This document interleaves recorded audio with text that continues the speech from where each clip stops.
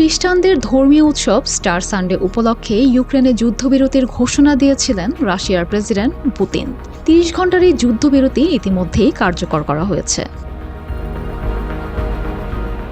তবে ইউক্রেনীয় president Zelensky অভিযোগ করেছেন, পুতিনের যুদ্ধবিরতি ঘোষণার পরেও রাশিয়ার হামলা অব্যাহত রয়েছে।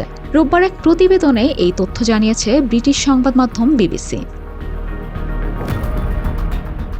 এর আগে রাশিয়ার প্রেসিডেন্ট পুতিন জানান, খ্রিস্টানদের স্টার উৎসব উপলক্ষে তিনি ইউক্রেনে ৩০ ঘণ্টার জন্য সমস্ত সামরিক কার্যক্রম বন্ধ রাখতে তার বাহিনীকে নির্দেশ দিয়েছেন।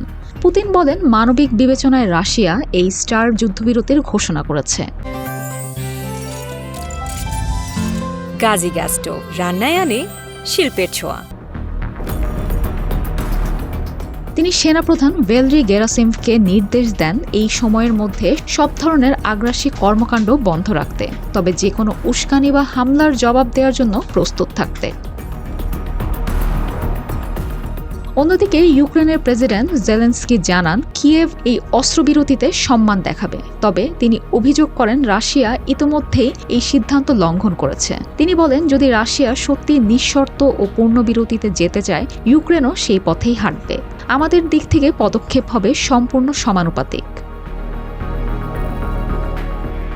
জেলেনস্কি আরও বলেন, ইউক্রেন আগেই যুক্তরাষ্ট্রের প্রস্তাবিত ৩০ দিনের পূর্ণ অস্ত্রবিরতির পক্ষে মত দিয়েছে। ইউক্রেনের পররাষ্ট্রমন্ত্রী আন্দ্রেই সিবিহা সামাজিক মাধ্যমকে লিখেছেন, পুতিন এখন বলছেন ৩০ ঘণ্টার যুদ্ধবিরতি, অথচ আমরা চেয়েছিলাম ৩০ দিনের। তার কথায় আর বিশ্বাস রাখা যায় না, আমরা কাজে বিশ্বাসী।